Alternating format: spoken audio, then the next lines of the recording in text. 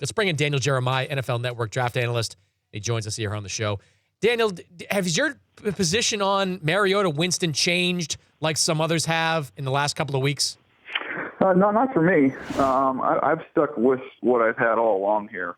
From when I watched him in the fall and saw him play live, went to the Rose Bowl, to what I studied on tape and all throughout the process, I felt like Jameis Winston is more ready to come in and play right now than Marcus Mariota. You have to get comfortable with where Jameis is off the field. But over the last month and a half or so, I've spoken to teams that have done a lot of homework on this. And the answer I get back from them is that they do feel like this is more immaturity thing than it is major character flaws. And they've done a lot of homework that I can't do. So in some instances like this one, you got to go off what they tell you. How big an issue is the maturity thing?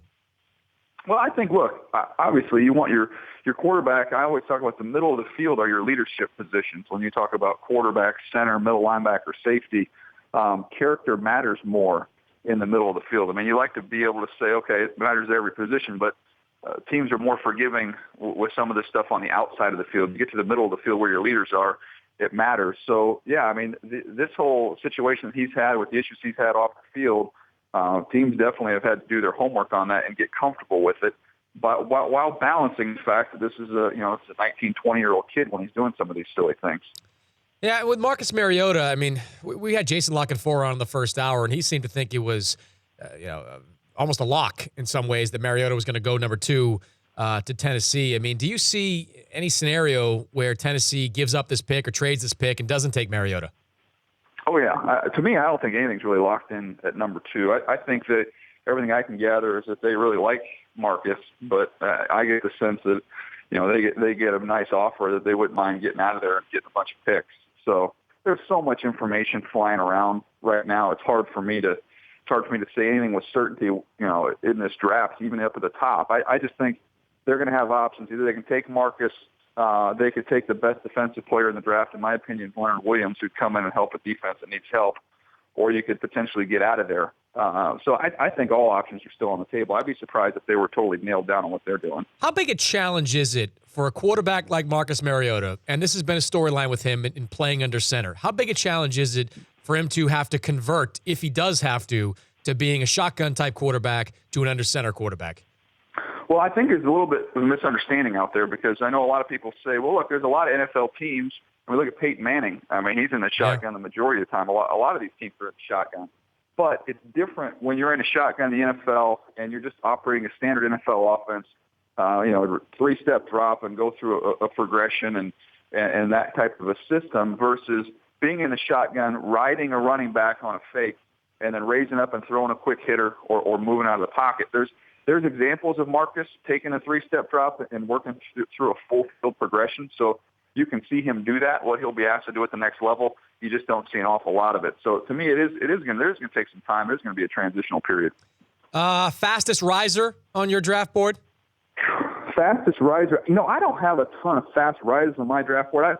I just from the scouting side of things, I've had so many examples when I was, young and scouting with teams where if I got carried away with what happened after the season, I usually made mistakes. So I usually try and anchor my grade. But, I mean, when you talk about guys that are getting a lot of buzz around the league and you hear their names pop up, Bashad Perryman, wide receiver from Central Florida, he's getting a lot of buzz and a lot of attention. And I would say even another wide receiver, and that's Philip Dorsett out of Miami. 2 guys that ran incredibly fast, and they're getting some buzz. Who's the first wide receiver off the board? Well, it's going to be interesting. I think, Oakland looks like the spot at number 4. Of course they are. I mean, of course they are, Daniel. I mean, Of course the Raiders are going to take a wide receiver at number 4. Well, I would say this. If Leonard Williams were to slide and Jacksonville passes on him at 3, if Leonard Williams is there at 4, I think the Raiders would take Leonard Williams. I think they'd pair him up with Khalil Mack, and they'd be able to do what San Francisco's done with Aldon Smith and Justice Smith. You line them up next to each other, you can create a nightmare for offenses. But let's assume Leonard Williams is gone. I do think they would take a receiver.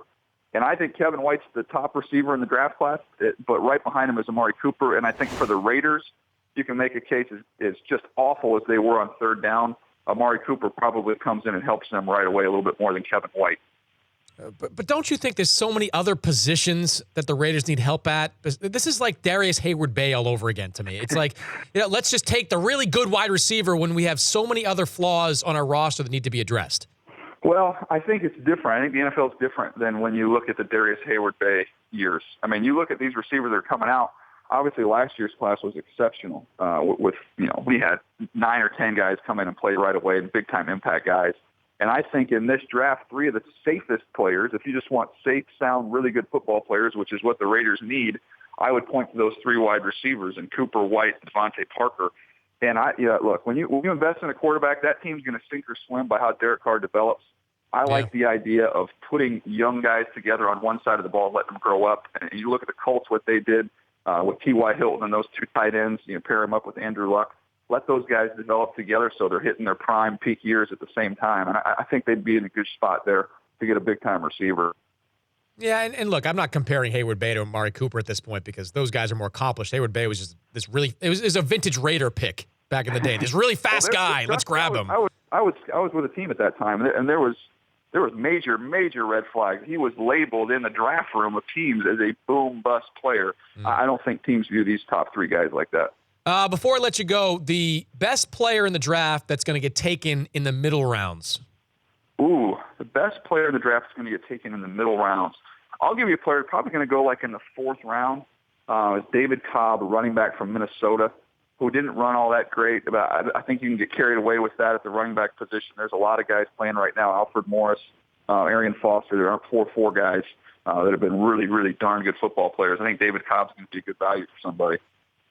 It seems strange that there's so many running backs now being positioned at the top of the draft. Whether you're talking about Gurley or Gordon. I mean, it felt like the last 3 years we've talked about how the running back position has been devalued. I mean, are these backs just that good that we're talking about them as first-round talent?